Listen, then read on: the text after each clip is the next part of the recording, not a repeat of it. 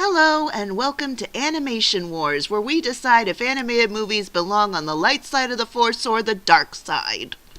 Happy 40th birthday, Star Wars! To celebrate this momentous occasion, and since these reviews are Star Wars inspired anyway, we're gonna have a Star Wars review.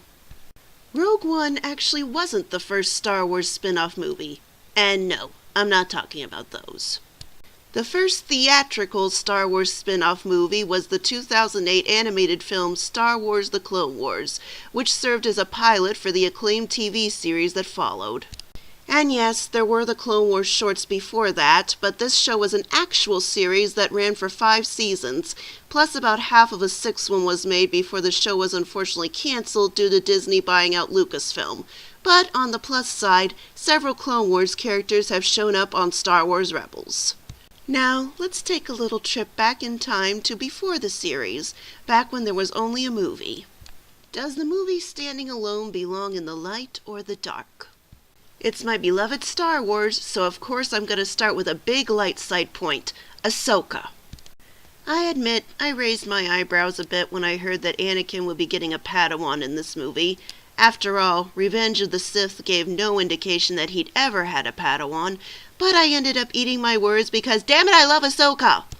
She had a great character arc throughout the series as she slowly became more mature, but here she is a young girl being thrust into battle for the first time, and she has to learn how to follow directions and be patient. She has this really appealing, headstrong personality, plus it's great to see a non-human Star Wars heroine for a change. Oh, and I love how she holds her lightsaber backwards. Don't ask me why, but I do.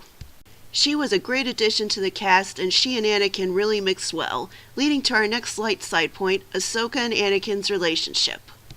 Anakin was a handful as a Padawan, so it was fitting for him to get his own handful. Ahsoka's presence reveals some new layers in Anakin's character without making it feel out of character. He's actually playing the careful one for once, which is a lot of fun to see. Ahsoka and Anakin have a lot of fun banter that continued into the show, and they learned to respect one another. And yes, I know some people ship them, but I see them as more of a big brother-little sister relationship. You can also tell that their voice actors were having a lot of fun recording their lines, which brings us to the next light side point, the voices. Only 3 actors from the movies reprised their roles for this film: the awesome Samuel L. Jackson, the amazing Christopher Lee, and of course Anthony Daniels, who never seems to not be 3PO. As a result, the filmmakers had a lot of recasting to do, but they were up to the challenge.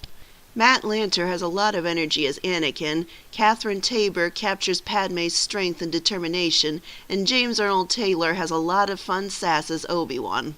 And while Yoda and Palpatine aren't in the movie much, their respective voices of Tom Kane and Ian Abercrombie do a great job at capturing the essences of their characters.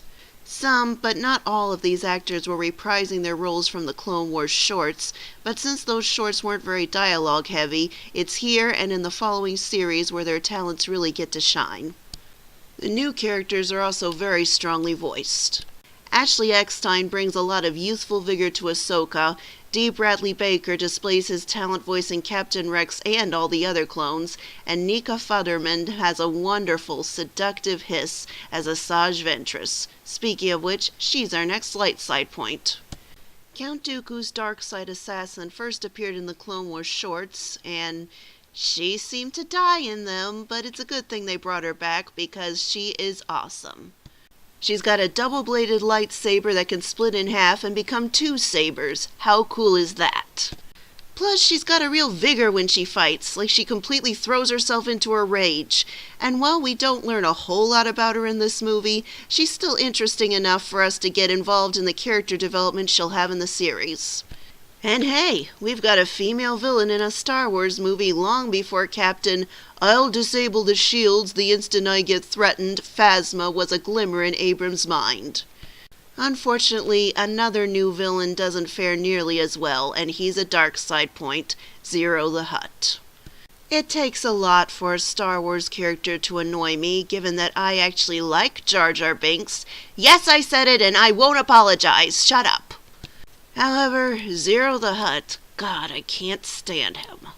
I'm not going to go into the whole is he an offensive homosexual stereotype thing, but his voice is annoying, the way he speaks English is annoying, he's just plain annoying. Fortunately, he only appeared in a few episodes of the series. In conclusion, is this movie as good as the regular Star Wars movies? No, but it's not trying to be. It's a TV show pilot, and as a pilot it succeeds. It sets up the stage for the coming series, and it gets us interested. It's great to see old friends again, and most of the new characters are very appealing. Therefore, I declare this movie property of the light side. Happy 40th, Star Wars! Now that this belated celebratory review is over, next month we're going to deal with a semi-obscure movie with a rather bizarre concept. Until then, may the animation be with you.